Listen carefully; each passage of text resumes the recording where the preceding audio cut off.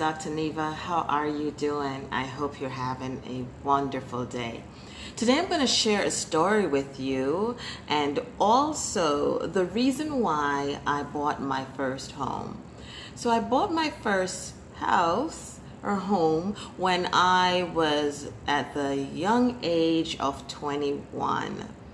And for me, it was a big accomplishment. However, I didn't even realize it at the time that it was an accomplishment. So let me take you back to some years ago. I just graduated from college. I went to John Jay College of Criminal Justice in New York and actually majored in legal studies. And I thought I was going to be an attorney. And I remember just, job hunting. It was not easy to find a job. And I recalled meeting a young lady during the summer program that connected me to Crown Plaza Hotel at the time.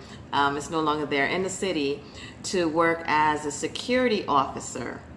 Now, it's not the most glamorous job, but at the time I was also doing security at the university part-time in order for me to pay my tuition and whatever expenses I got into at in college, because you have certain bills that you want to pay and so forth. So I worked, and because of that experience was on my resume, I was able to get a full-time job at the hotel. I worked as what they called a house officer. So it wasn't security guard, but that's really what it was. And I dressed up in my suit, fancy, and, looking good, standing, waiting for people to come in, leave the, hotel, watch what's going on, and so forth. And I was very excited because at the time I was actually the only female. Again, I didn't realize it was even a big deal. So I remember whenever they had overtime, I would always ask for it.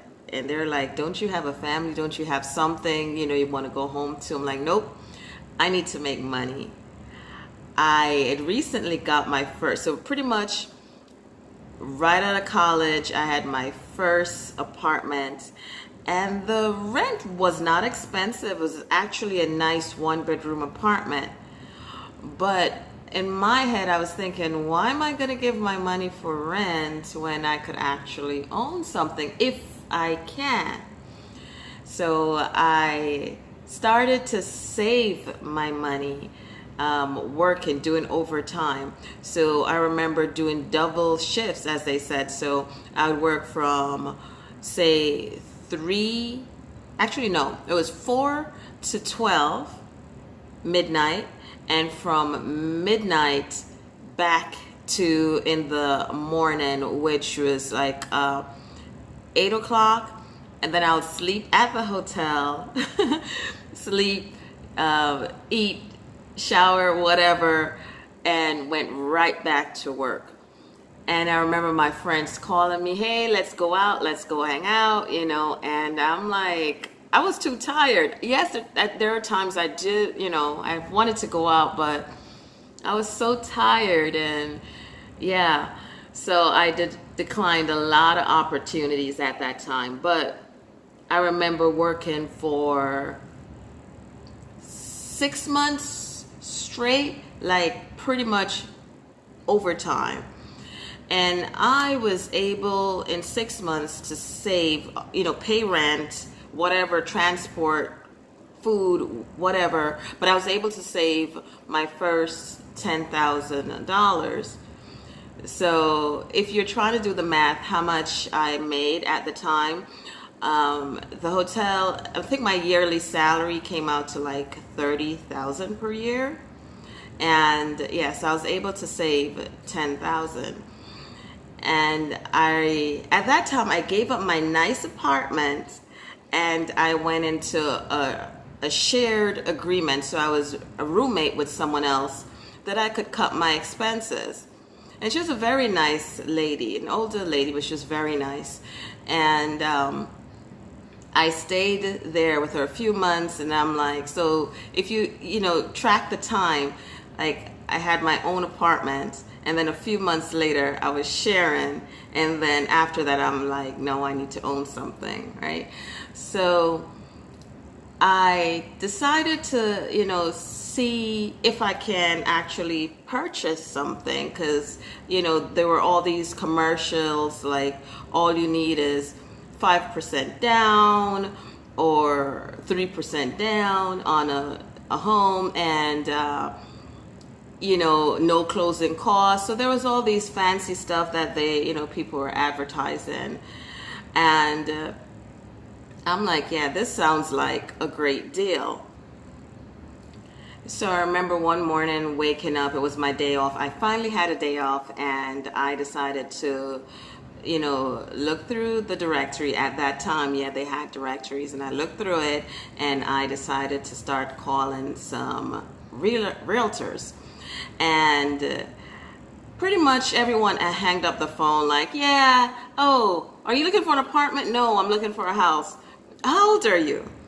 And I'm like, 21.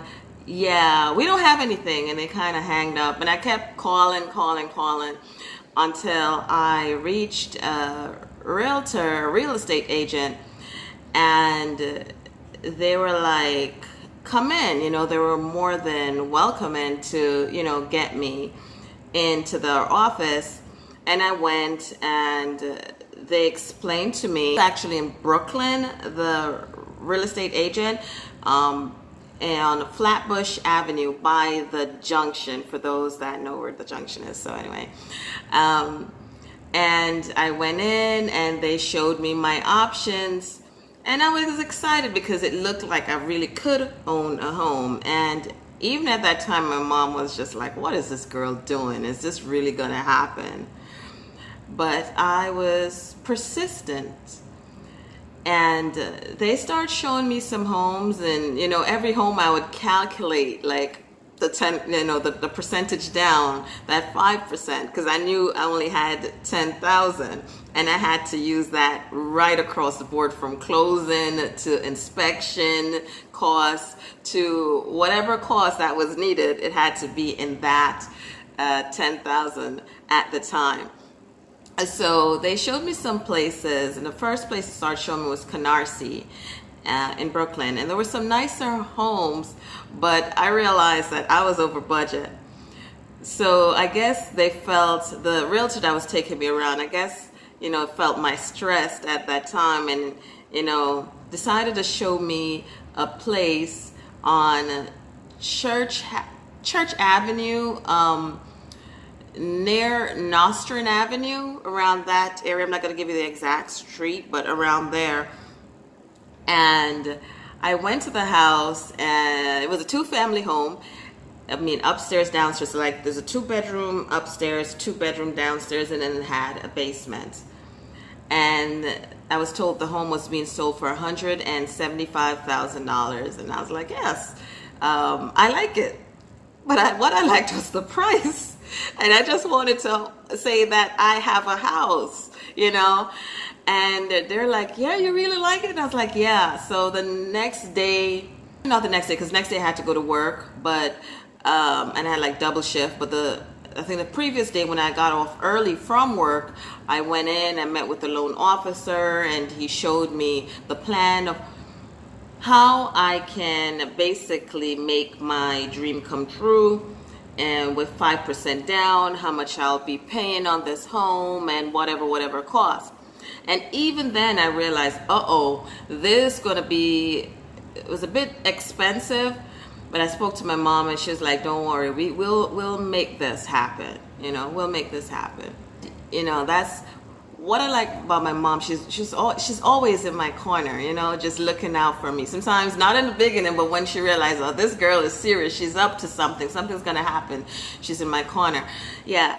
So I then went to the started a process, and it was like 4 to 5 months after I pretty much got my first house. And I say first because after that there were other transactions. The home wasn't the best. I mean, we had a lot of repairs. My mom, we maxed out credit cards. So the credit cards that I got in college, I had them and I maxed mine out. I maxed like whatever money my mom had. No, we were not rich, so we had to, whatever we had to put together and just make things happen. And so I got that house. And also credit played a part, because even though I had a credit card during college, I was responsible. I paid my bills, even was the minimum. Sometimes I couldn't pay everything, but I paid my minimum balance. And so my credit score was pretty decent. And I did not need a co-signer on a home at that age. And people were just like, whoa. And just anything that you do with finance, you have to be responsible. And that home, the purchase and everything, even showed me more of how to be a responsible woman. Yeah, so that's the story of how I got my first home. If you like the information that I share and you'd like to hear more, please reach out to me. My information is usually at the bottom for social media contact, and I would love to share more stories with you. Please like this video, share this video, and subscribe. And remember, I get my motivation from you. All right? Bye.